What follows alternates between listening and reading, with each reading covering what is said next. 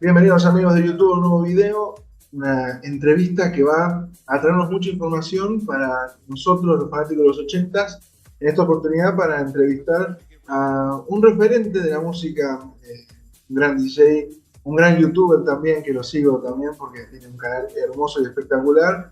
Vamos a hablar con Chico Pérez de Maxi Vinil, así que querido Pérez, bienvenido y muchas gracias por tu tiempo. No, gracias por la invitación. Feliz de conversar con ustedes, a ver si algo puedo contarles que les pueda aportar. Vale, vale. Bueno, primero, felicitaciones por el canal de YouTube. La verdad que soy un gran seguidor hace años, me encanta.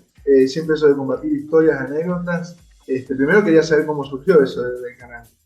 Eh, yo estaba haciendo un programa de tele el año 2013 mm, y había hecho programas de farándula mucho tiempo, lo que ustedes llaman chimento.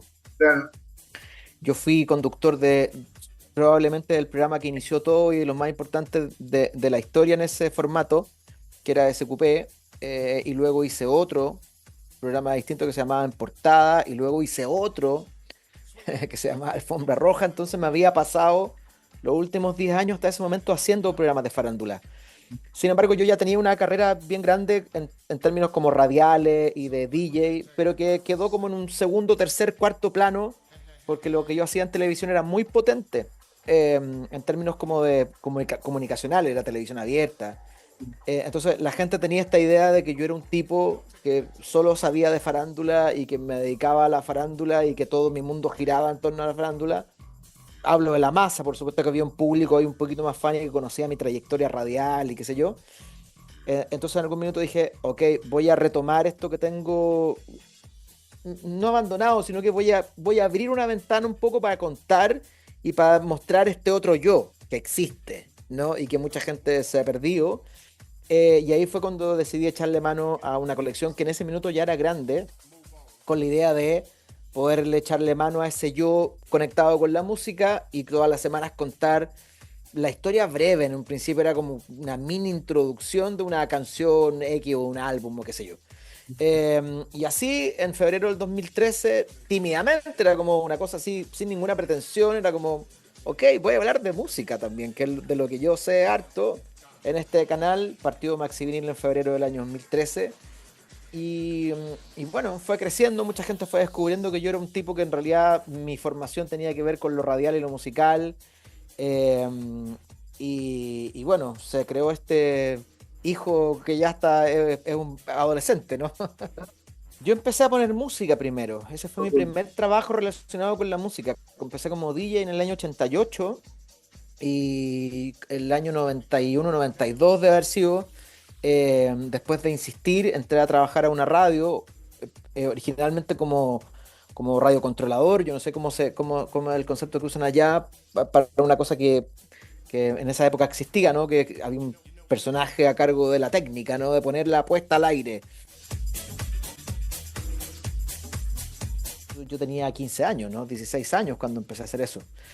Eh, y ese es mi comienzo. De ahí corrieron por carriles paralelos mi carrera como DJ, mi carrera como locutor. Estudiaba al mismo tiempo.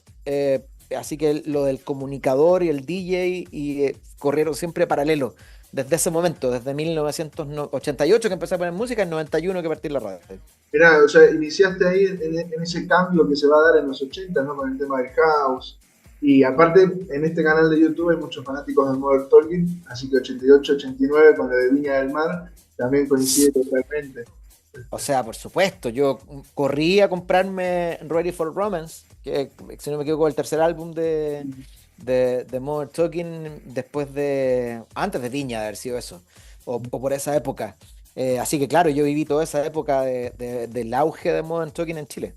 Ya. Bueno, y ya que tenemos esta oportunidad, porque en Chile, por ahí el pop se vive un poquito más, ¿no? Que por ahí aquí en Argentina, que yo siento que es un poquito más de rock, principalmente. Sí, si los comparamos con Argentina, claramente Argentina es mucho más rockero. De hecho, los Rolling Stones en Argentina son venerados a nivel Dios, y en Sí. Chile no pasa eso.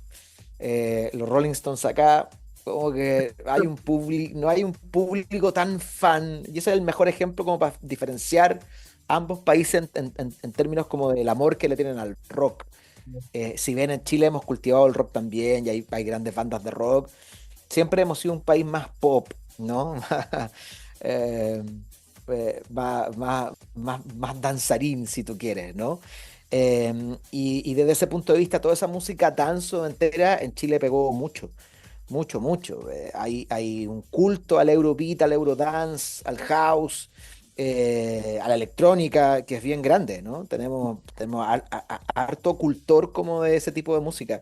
Yo trabajé entre 1997 y el año 2001 en una radio que la llevaba en términos como de esa propuesta que era Radioactiva, ¿no? Y ahí había una gran, gran, gran fanaticada. Radioactiva fue número uno mucho tiempo gracias a que era una radio básicamente dance, ¿no? Así que aquí en Chile hay mucho, mucho cultor, funciona mucho este tipo de artistas cuando vienen, llenan, se hacen fiestas de Eurodance, o sea, eso funciona muy bien en Chile. ¿Por qué, en tu opinión, por qué crees que se da esto? ¿Crees que hay algún contexto, algo que... Mira, es difícil porque yo creo que no obedece a una cosa en particular, yo creo que son una suma de factores, yo creo que Radioactiva es, bien es parte responsable de ese movimiento. No existía en el dial chileno una radio que funcionara de esa forma y que tuviera una puesta al aire de esa forma y que tocara la música de esa forma. Yo creo que Radioactiva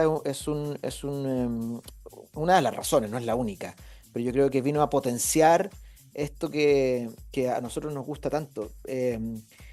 ¿Por qué funciona mejor el dance en Chile? No lo sé, tendrá que ver con que pasamos mucho tiempo encerrados y nos tocaba bailar en casa y los programas de tele tocaban este tipo de música. No sé, no, habría que hacer un análisis más profundo y sociológico de tratar de entender por qué funciona bien en Chile el dance, pero no es un misterio de que así es, digo. Puesto? Y a vos en lo personal, ¿qué género es el que más te mueve?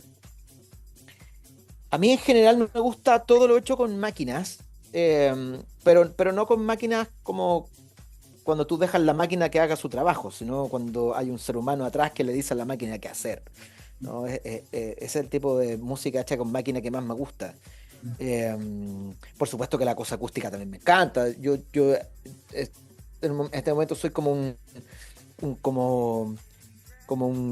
omnívoro de la música, ¿no? Como que consumo de todo. Tengo música orgánica tocada con guitarra y con seres humanos detrás, y tengo música tocada solo con máquinas y me gustan ambas. Pero siempre me ha gustado un poco más lo hecho por máquinas. Soy fan de Pet Shop Boys, de Pet Shop Boys, de New Order. Toda esa cosa dance también de fines de los 80 me encantaba Inner City, Technotronic, Rick Astley, Taylor Dane, Two Unlimited, Snap, todo eso también me lo requete contra consumí y me gustaba mucho también, así que es difícil a mí pedirme que te diga qué es lo que más me gusta porque me gusta de todo, ¿no? Siento que cada una de esas cosas son como hijos míos y elegir un hijo es difícil, ¿no? Mira, yo soy del sur de Chile originalmente. Soy de una ciudad que se llama Valdivia, que está a cerca de 900 kilómetros de la capital, hacia el sur. Ok, A la altura de, un poquito más al norte de Bariloche, debe ser, ok. ¿no? Eh, Así que a mí Bariloche me quedaba muy cerca, ¿no? Me era común ir y venir. Y yo llegué a Santiago con 21 años. Por supuesto que antes de eso venía de vez en cuando, de visita, qué sé yo, pero como me imagino que todos los países latinoamericanos, todo sucede en la capital, las grandes cosas suceden en la capital, ¿no? Uno era un observador, había un mini mundo musical en cada una de las ciudades de Chile y nosotros no nos quedábamos fuera en el sur, pero mi carrera profesional nace ahí, en Valdivia, en el sur, trabajando probablemente en la que era la radio más importante en ese momento y luego en la discoteca más importante de ese momento. Y luego uno hace esto que es como pegarse el salto, ¿no? Venirse a la capital. Y cuando yo llegué a Santiago el año 97, me vine directamente a ser parte de esta radio que te contaba, que es Radioactiva. Soy uno de los fundadores, ¿no? De la primera historia de esa radio. Así que salté desde región, desde Valdivia, a moverme en el mainstream de la capital, inmediatamente. No hice este camino como de la búsqueda, como de tratar, como pedir oportunidades, ¿no? Como que directamente entré a este lugar y comencé a tocar en las discotecas de Santiago, en las más importantes, y a recorrer Chile de inmediato en 1997 como DJ.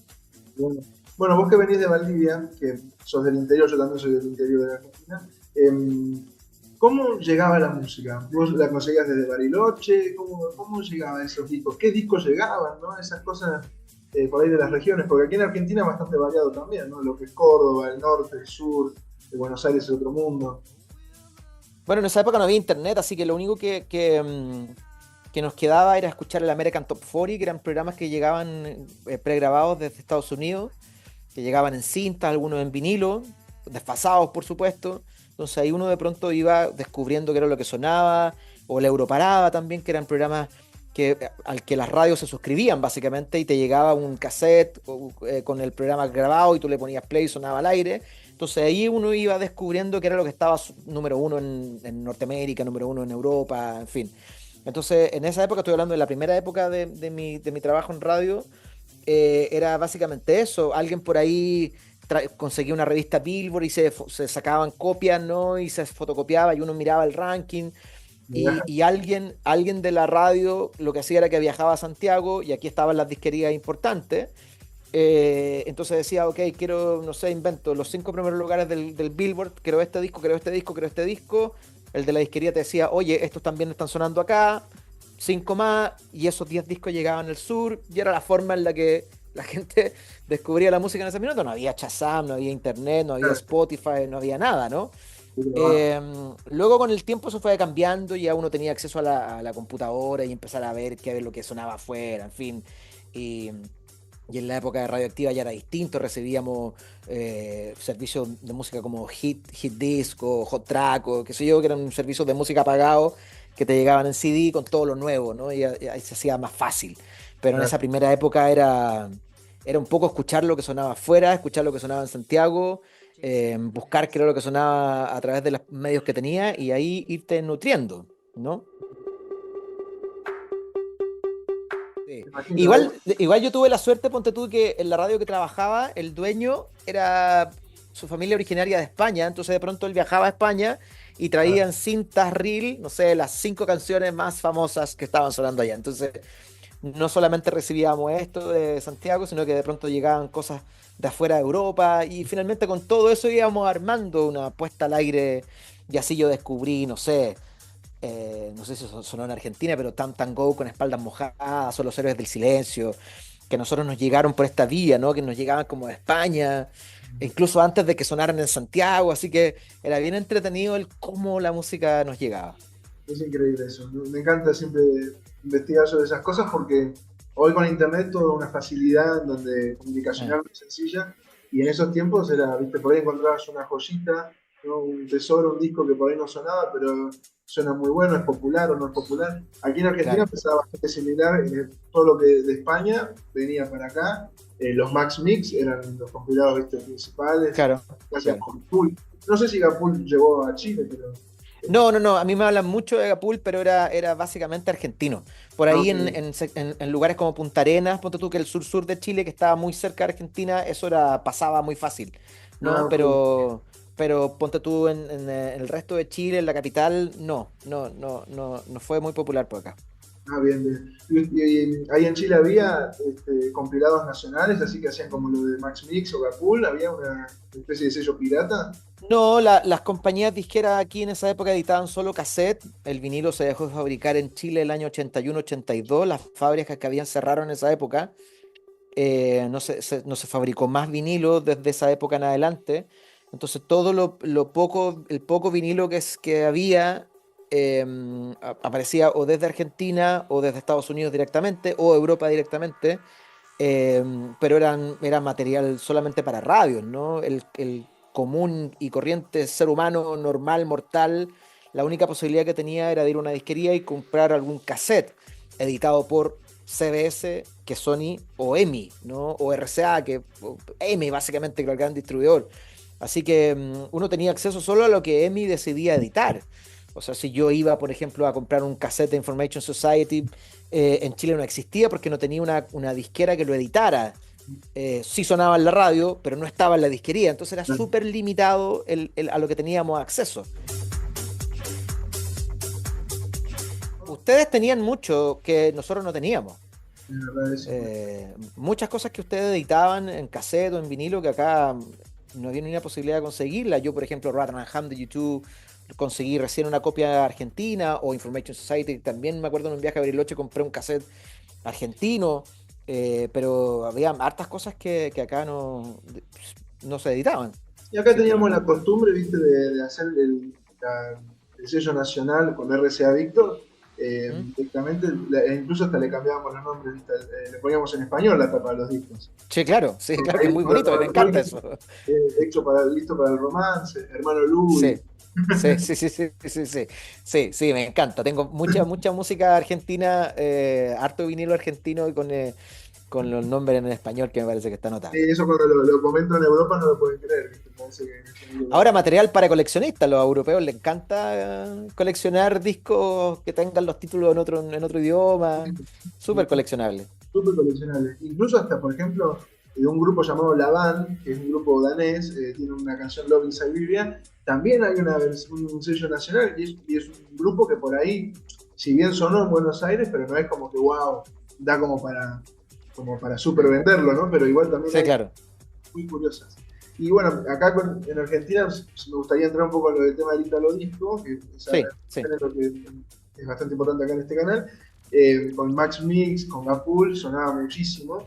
Por ahí en Chile, por ahí siento que pudo haber sido un poquito más complicado si no existían estos compiladitos así medio piratas. Mira, Eh, compilados así como hechos como ustedes que hacían sus propios compilados. No, no, acá era muy difícil, solo se editaban cosas que ya existían afuera. Sí, por supuesto que llegaron los Max Mix y esos Mega Mix pero llegaban a la radio, no era que uno iba a la disquería y decía, véndame el Max Mix 5, no. no, Llegaban a la radio y era la única forma que uno tenía de escucharlo, no podía ir uno y comprar un compilado, ¿no? Donde viniera. Así que llegó harto Ítalo, pero llegaba como llegaba la otra música, digamos, desde Europa, básicamente. Y sí, sonó Ryan Paris y Effort David y P. Children, y en fin, todo, Sabrina, y en fin, todo eso sí sonó. Rilleira, sí, o sea, tuvimos nuestra ola de música europea que sonó harto en Chile. Yo creo que sonaron algunas cosas, no sé si se alcanzó a formar un movimiento de Italo Disco, porque además era una cosa que muchos entendieron después de que toda esta música agrupada se llama Italo Disco. Para nosotros era una canción dance que sonaba en la discoteca y en la radio y era una más dentro de un claro, gran grupo, ¿no? Luego entendimos que todo este movimiento se llamaba Italo Disco y que había una sonoridad que los unía, sí. ¿no? Como te digo, sí, sonaron cosas, pero no sé si alcanzó para que se formara o para que hubiera un movimiento así de Italo Disco. Eh, Ken Laszlo, por supuesto, que sonó, eh, Chai Rose, en fin, hay un montón de artistas que sí sonaron. Amanté, que es más bien high energy, pero se mezclaban un poco ahí los estilos, ¿no? Sonaban como sonaban otros hits europeos. No sé si como para hacer una escuela Italo Disco, ¿no? ¿No? Claro, Por supuesto que hay fans de eso en Chile. y si hablamos de Modern Talking, ¿cómo podemos describir el fanatismo de Modern Talking o la importancia de Modern Talking en Chile a nivel musical? Porque estuvo Thomas Sanders en Viña del Mar, cosas que acá en Argentina nunca No, sucedieron. Modern Talking en Chile fue un fenómeno, o sea, un fenómeno. Sonaban en la radio todo el día. Los cassettes, Mi Chile los editó todos, tú los podías comprar. Era un grupo además muy transversal, era un grupo que le gustaba a los jóvenes y a las mamás, ¿no? Era como... Yo recuerdo a mi madre o una tía que tenía que decir, ay, me encanta esa canción, como que algo pasaba con Modern Talking en Chile que le gustaba a las mamás y a los jóvenes, y como te digo, fue un fenómeno. Modern Talking vino a Viña, Thomas Sanders con su novia o esposa Nora en esa época, y estábamos todos pendientes de lo que pasaba, de lo que iban a hacer, de las noches que tocaron en Viña. Yo creo que Modern Talking es de esos grupos que en Chile eh, fueron muy, muy, muy importantes. Yo no sé cuántos discos habrán vendido en Chile, pero te aseguro que Chile sumó muchas de las cientos de miles de copias que tiene que haber vendido Modern Talking en el mundo. En Chile fue un Increíble. fenómeno Modern Talking. Aquí tú puedes tocar en una fiesta Just With You, Mona Lisa, que no es de las canciones más famosas y la gente la conoce, y la gente la grita, dice, ¿no? O sea, sí, aquí hay una fanaticada de Modern Talking.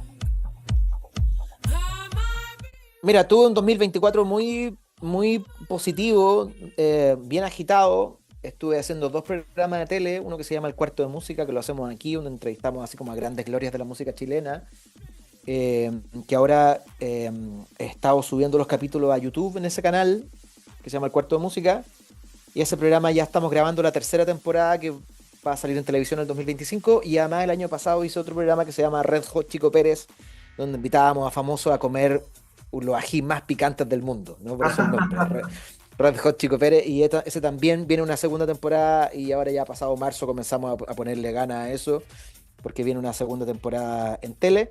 Sigo tocando todos los fines de semana. Yo sé que a los músicos les carga que los DJ digan que tocamos, Sí, sí.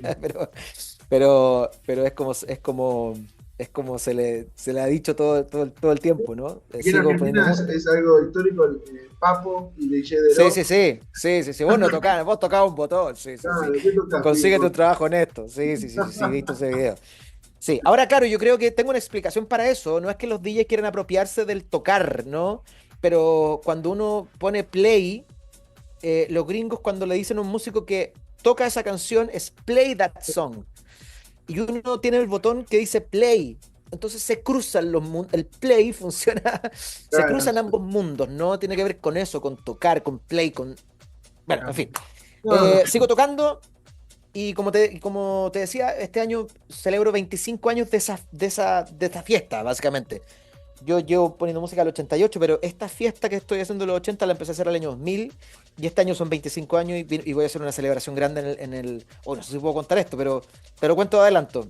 claro, claro. Arena Monticello, a mediados de año, celebración de los 25 años con invitados y todo, así que va a estar bonito. Enhorabuena por eso, qué bueno, qué lindo. Qué Sí, lindo. Bueno, ojalá algún día cuando vaya a Chile o tú vengas a Argentina nos podamos cruzar eso. feliz. La verdad que esto, esto es lo que tiene la música, ¿no? De unir gente, de compartir opiniones, recuerdos, anécdotas, experiencias. Y la verdad que vos sos una persona que ha trabajado mucho y ha dejado también una huella en el país hermano de Chile. Y bueno, es muy importante también tener tu visión de las cosas. Así que te agradezco por tu tiempo en esta oportunidad. No, agradecerte a ti, felicitarte por el trabajo también. He visto lo que estás haciendo, he visto que has conversado con los más grandes del Ítalo, varios ídolos y leyendas han conversado contigo también en tu canal, así que felicitaciones de vuelta. Me parece que es bonito hacer ese rescate, porque hoy día poco y nada se acuerda la gran masa de esta gente que nos hizo bailar y que de cierta forma marcó nuestra adolescencia o alguna etapa de nuestra vida, así que yo creo que es bonito lo que estás haciendo también de poder rescatarlo y poder conversar con ellos. Totalmente cierto. Déjame decirte que yo, porque he tenido la oportunidad de entrevistarla a Evelyn Thomas, el video que habías hecho sobre Evelyn Thomas también es muy lindo, porque bueno, he tenido contacto con la hija también, que me Ah, agradeció por buenísimo. la entrevista y más por una excelente persona. Pero bueno, es esto, ¿no? Esto de compartir, dejar algo también en las redes que va a estar vigente para quién sabe cuándo Mm, y, mm. y tenerlos por lo menos a esta gente que lamentablemente es parte de la vida que uno tiene que irse de este mundo, pero Mm. siempre deja algo, ¿no? En ese punto deja algo. Así que bueno. Bueno, gracias Chico Pérez, gracias por tu tiempo y te No, deseo gracias por la invitación. Un abrazo grande y nos vemos en la próxima. Saludos y abrazos en estéreo. Chao.